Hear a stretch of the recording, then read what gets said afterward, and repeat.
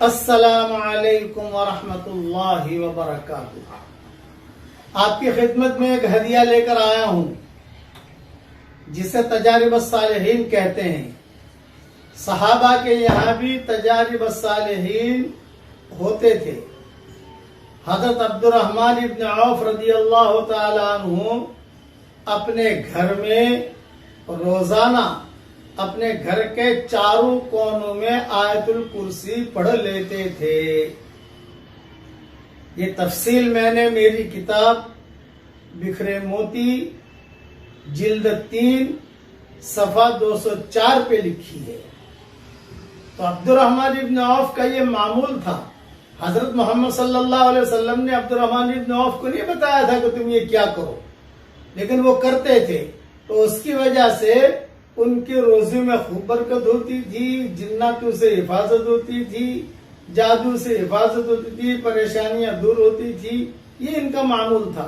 तो आप हजरात की खिदमत में ये हदिया लेकर आया हूं कि आजकल लोग रोजी के मामले में बहुत परेशान हैं, इस तरीके पर जादू के मामले में बहुत परेशान हैं, इस तरीके से जिन्नात के मामले में बहुत परेशान हैं। 24 घंटे में एक मर्तबा अपने घर के चारों कोनों में आप आयतुल कुर्सी एक एक मर्तबा पढ़कर दम कर दीजिए। कोई लंबा चौड़ा काम नहीं, बहुत आसान है। बस अय्याम में अगर माए बहनें हो तो न पढ़े, बेटे से पढ़वा लें, बेटी से पढ़वा लें, सब किसी से भी पढ़वा लीजिए। इसका फायदा ये होगा कि इंशाअल्लाह अल्लाह ताला खूब पैसा देगा और हलाल देगा। हजरत अब्दुर्रहमान इब्न औफ को अल्लाह ताला ने इतना माल दिया कि उनके इंतकाल पर इतना सोना निकला कि उसको बाकायदा काटना पड़ा। जैसे लकड़ियां कैसे काटते हैं, काट के उनकी बीवियों में, उनके औलादों में तकसीम करना पड़ा। अल्लाह ने इतना माल दिया उनको। वो खुद कहते थे कि अल्लाह ने मैं अगर मिट्टी पर भी हाथ रखता हूं तो अल्लाह उसे सोना बना देता है। ये आयतुल कुर्सी का इनका मामूल था। ये तजारिब सालिहीन में से है ये चीज। और उसमें मैं मेरी किताब बिखरी मोती में मैंने ऊपर के हवाले भी दे दिए हैं। इसलिए इसके पढ़ने का एहतमाम कीजिए। बस आपका फ्लैट है, माशाल्लाह 5 बेडरूम है, मैं दुआ करता हूं कि अल्लाह 10 बेडरूम वाला फ्लैट आपको दे दे, आप बेड के साथ 10 बंगले दे दे। बहुत कमरे, हर कमरे में नहीं पढ़ सकते, मैं समझता हूँ एक कमरे में पढ़ लीजिए आप। आज इस कमरे में पढ़ लिया, परसों उस कमरे में पढ़ लिया, तरसों उस कमरे में पढ़ लिया, तो आपको भी फायदा होगा, कुर्ब जवार में जो लोग होंगे उनको भी फायदा होगा। वैसे आयतुल कुर्सी की फजीलतें सही हदीसों में बहुत आई है। मेरे वालिद साहब रहमतुल्लाह अलैह ने, मैं बहुत छोटा था उस वक्त में, हमारे यहाँ पालमपुर में जामी मस्जिद होती थी। मुझे बिठाकर कहा था कि बेटा मैं तुझे 2 बातें बताता हूँ, तू जिंदगी पर अमल कर लेना, बहुत फायदे में रहेगा। मैंने कहा बताओ अब्बा। मुझे उस वक्त की बात अब तक याद है, 1965 की बात होगी या 1960 की बात होगी, तकरीबन अंदाजा में कहता हूं कि हर फर्ज नमाज के बाद आयतुल कुर्सी पढ़ ले, दूसरी नमाज तक अल्लाह की हिफाजत में रहेगा। सही हदीस में यह बात है। दूसरा, हर फर्ज नमाज के बाद आयतुल कुर्सी पढ़ ले तो मरते ही सीधा जन्नत में दाखिल होगा। जन्नत के और इस आदमी के दरमियान मौत हाई है, बस मरा सीधा जन्नत में। ये 2 बातें मेरे वालिद साहब रहमतुल्लाह अलैह ने कही थी मुझे। उस वक्त से मेरा मामूल है, अल्हम्दुलिल्लाह रोजाना मैं पढ़ता हूँ एहतमाम के साथ। और ये दोनों बातें सही हदीसों में आती हैं, मैंने मेरी किताबों में हवालों के उससे लिख भी दिया।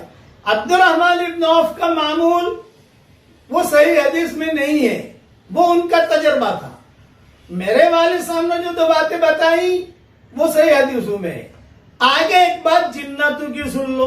जिन्नातों के अंदर भी बड़े बड़े सुलहा होते हैं, बड़े बड़े अल्लाह वाले होते हैं। तो जिन्नात बहुत परेशान कर रहे थे, कहा भी बहुत परेशान कर रहे हो तुम। तो उन जिन्नातों में से एक ने वजीफा बताया कि जिंदगी में एक मर्तबा ये अमल कर लीजिए, 100 मर्तबा आयतुल कुर्सी, 1 मर्तबा बिस्मिल्लाह रहमान रहीम पढ़ना है, ज्यादा नहीं पढ़ना। 100 मर्तबा आयतुल कुर्सी, 1 मर्तबा बिस्मिल्लाह रहमान रहीम के साथ एक ही बैठक में जिंदगी में 1 मर्तबा पढ़ लीजिए आप। बस ये जिन्ना खुद बता रहे हैं। और फिर कह रहे उसके बाद हर फर्ज नमाज के बाद एक एक मरतबा पढ़ने की आदत डाल दो, तो इंशाअल्लाह हम जिन्नात जो है ना, इससे तो आयतुल कुर्सी से तो भागते हैं हम लोग, हम कभी परेशान नहीं करेंगे। ये जिन्नातों का बताया हुआ है। गोया कि आज मैंने आपको 3 हदिये दिए, एक अब्दुर्रहमान इब्न औफ का मामूल, दूसरा मेरे वालिद साहब रहमतुल्लाह अलैह ने जो मुझे बताया वो सही हदीसों में है वो, और तीसरा जिन्नातों का मामूल। जिन्नातों नहीं, हमारे सफरों में हमें जिन्नात मिलते थे और जिन्नात खुद हमें कहते थे कि ये करो, हमारा ये तजर्बा है इसका।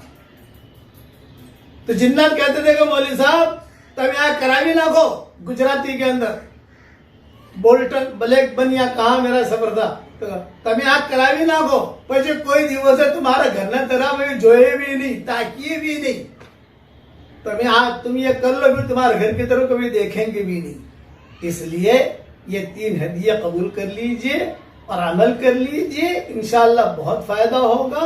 और ये सारी तफसील मेरे बेटा का जो यूट्यूब है खालिद पालमपुरी, आप वहां चले जाइए, आपको ये सारी चीजें मिल जाएंगी।